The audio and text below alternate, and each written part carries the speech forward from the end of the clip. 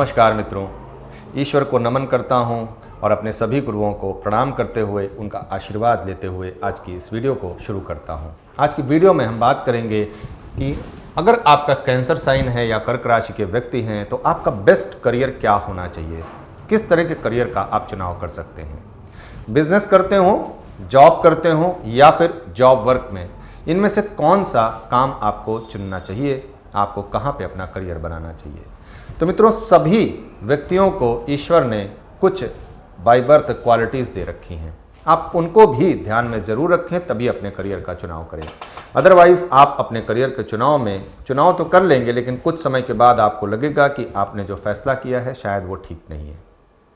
हो सकता है बहुत से लोगों के साथ जो वीडियो देख रहे हैं उनके साथ ऐसी स्थिति निर्मित भी हो रही हो।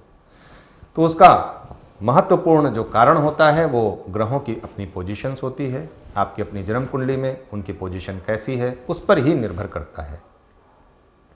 तो मित्रों, यहाँ पर हम पहले बेसिक क्वालिटीज़ की बात कर लें और उसके बाद हम देखते हैं कि उसके अनुसार करियर का आपको जो चुनाव करना है वो किस प्रकार का चुनाव करना चाहिए।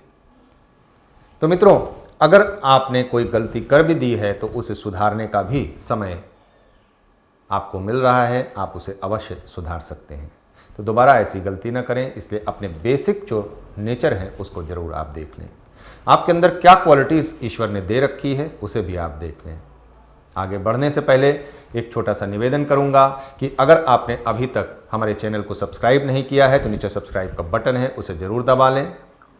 और अगर आप एस्ट्रोलॉजी सीखना चाहते हैं, ज्योतिष सीखना चाहते हैं, तो हमारे ऑनलाइन कोर्सेज चलते हैं और ऑनलाइन कोर्सेज को देखने के लिए आप हमारी वेबसाइट astros.com पर जा सकते हैं।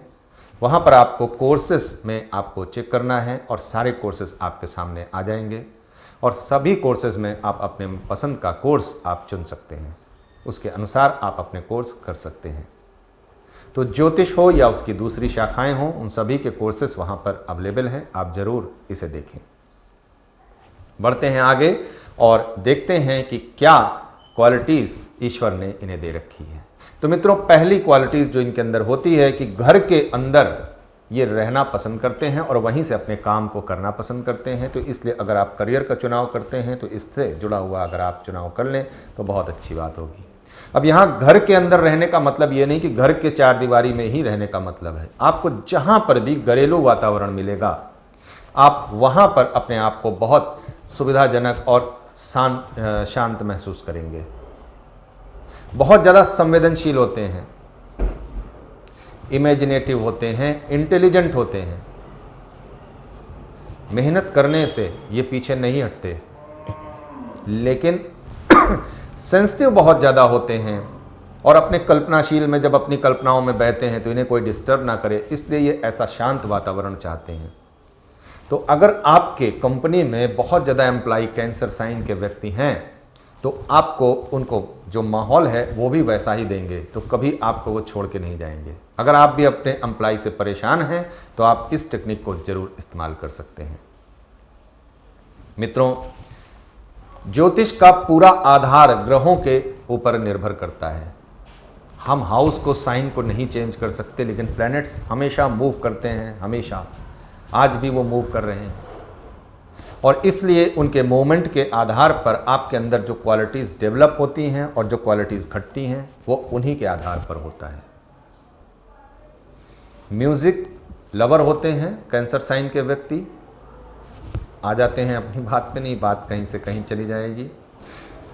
अगर कुछ पॉजिटिविटी है इनके अंदर, कुछ पॉजिटिव जो क्वालिटीज़ हैं, तो उसके साथ कुछ निगेटिव क्वालिटीज़ भी हैं। अगर आप अपने जीवन में उन क्वालिटीज़ को बढ़ाते हैं तो ये हो सकता है आपको नुकसानदेह हो जाए। इसमें भावुकता में एक शब्द यहाँ जरूर कहना चाहूँगा, क्योंकि शाई नेचर होता है इनका और भावुक बहुत ज़्यादा होते हैं, सेंसिटिव होते हैं और उनकी भावुकता का दूसरे लोग फ़ायदा उठा लेते हैं। तो ऐसी स्थिति निर्मित ना हो, ऐसा प्रयत्न आपको करना चाहिए। थोड़ा शर्मीले होते हैं, मैंने बताया भी, शाई नेचर होता है।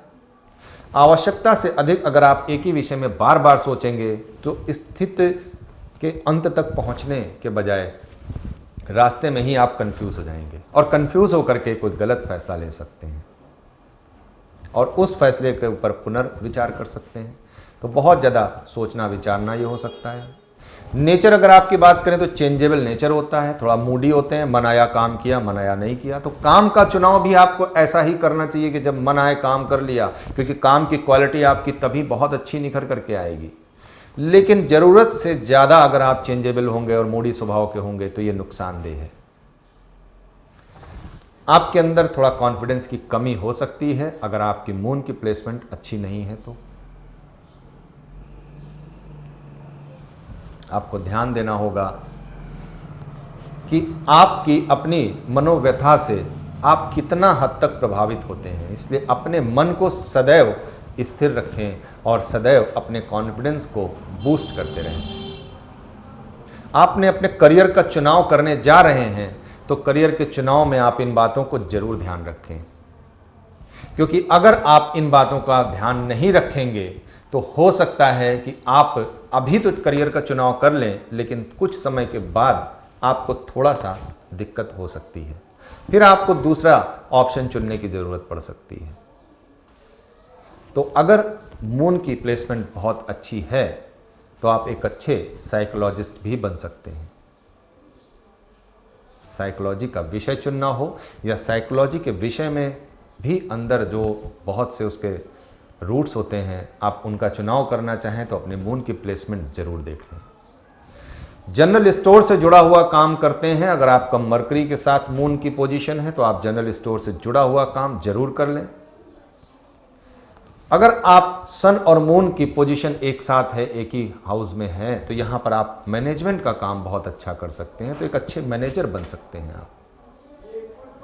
वैसे भी कहा जाए, देखा जाए तो सूर्य ग्रहों में राजा हैं तो चंद्रमा रानी है।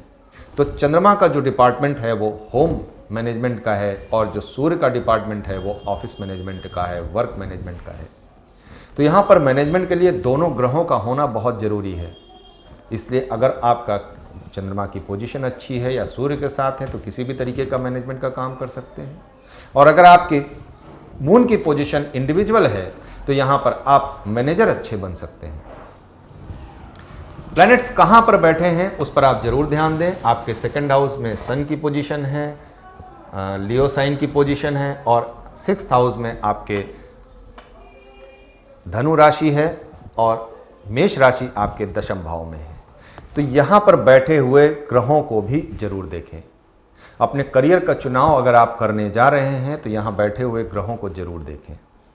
अगर आप और ज़्यादा अधिक जानना चाहते हैं तो नीचे डिस्क्रिप्शन में लिंक है, आप उस लिंक के माध्यम से और अधिक जानकारी ले सकते हैं। प्रत्येक राशि पर, उसके कैरेक्टर्स पर, उसके ट्रेड्स पर मैंने वीडियो बनाई हुई है, आप वहाँ से जा करके डिस्क्रिप्शन से जरूर देख सकते हैं।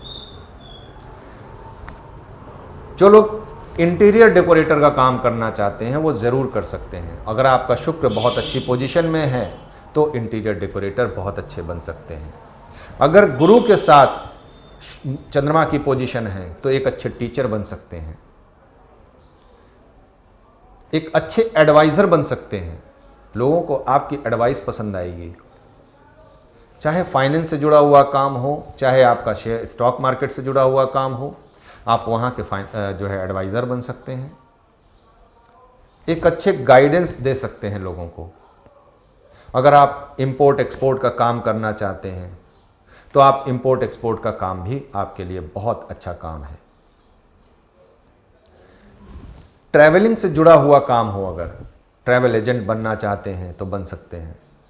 ट्रैवल से जुड़ा हुआ अगर आप कोई काम, आपके इसके जो रूट्स होते हैं आप वहाँ पर भी आप देख सकते हैं और उसका भी काम आप चुनाव कर सकते हैं।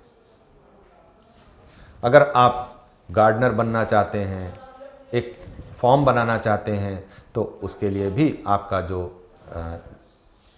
क्वालिटीज़ हैं वो सपोर्ट करती हुई दिखाई देती हैं।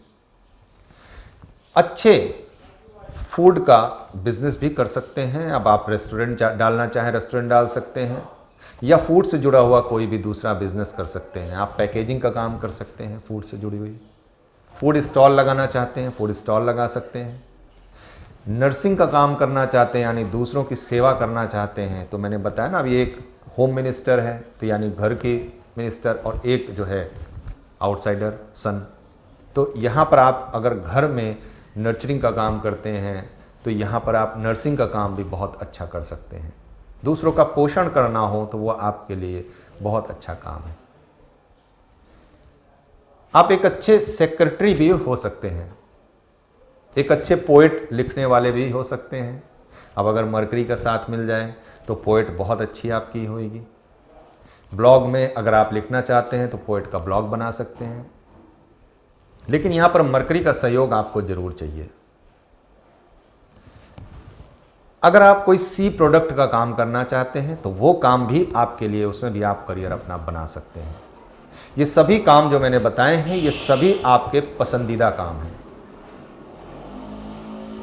इन कामों का चुनाव करके आप अपने करियर को कहीं ऊंचाई पर ले जा सकते हैं।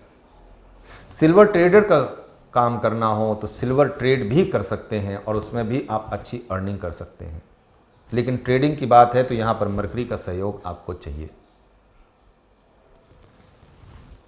मिनिस्टर बनना चाहते हैं, अगर आप एमएलए एमपी हैं तो मिनिस्टर भी बन सकते हैं, उसमें भी मून का सहयोग चाहिए, तो वहाँ पर भी आप अपनी पोजीशन को इम्प्रूव कर सकते हैं। किसी भी प्रकार का कोई भी एग्रीकल्चरल से जुड़ा हुआ प्रोडक्ट सेल भी कर सकते हैं और एग्रीकल्चरल से जुड़ा हुआ प्रोडक्ट मैन्युफैक्चरिंग भी कर सकते हैं। मैन्युफैक्चरिंग के लिए अगर आपकी बात आई तो मंगल का सहयोग यहाँ पर ज़रूर होना चाहिए, तभी आप एग्रीकल्चरल का प्रोडक्ट मैन्युफैक्चरिंग कर पाएंगे। अदरवाइज़ आप एग्रीकल्चरल से जुड़ा हुआ आप फार्मिंग कर सकते हैं, आप दूसरे काम कर सकते हैं। मित्रों, कुछ लोगों का ये सवाल हो सकता है कि आपने इतने ढेर सारे काम बता दिए, कोई एक काम बताइए, दो काम बताइए। तो यहाँ पर मैं पहले ही क्लियर कर दूँ कि ये एक जनरल वीडियो है। अगर आपकी कुंडली विशेष तौर पर देखी जाती है तो वहाँ पर इस चीज़ को निर्णय लेना आसान हो जाता है कि क्या काम आपके लिए सुटेबल होना चाहिए। लेकिन इन जनरल आप इनमें से कोई काम करेंगे तो ये आपका इसमें मन भी लगेगा, आपको पसंद भी होगा और आपको अच्छा भी लगेगा। तो यहाँ पर ये एक जनरल वीडियो है, इसलिए आप इसे ये समझ लें कि अगर आपका कैंसर साइन है तो आपका इसमें करियर बनाते हैं तो आपको पछतावा कभी नहीं होगा। इसके अलावा अगर मैं आपसे कहूँ तो आपको अपने जन्म कुंडली में अगर नहीं समझ में आ रहा है कि क्या करना चाहिए तो आप अपनी जन्म कुंडली किसी से दिखवा सकते हैं, या फिर आपको मैं नीचे डिस्क्रिप्शन में ही लिंक दे दूंगा, आप कंसल्टेशन भी बुक करा सकते हैं। बाकी फ्री कंसल्टेशन के लिए मैं जब लाइव आता हूं तो आप अपने फ्री कंसल्टेशन भी ले सकते हैं। तो आज की वीडियो यहीं तक रखते हैं। उम्मीद करता हूं कि आपको वीडियो ज़रूर पसंद आई होगी। मिलते हैं अगली वीडियो में, तब तक के लिए नमस्कार।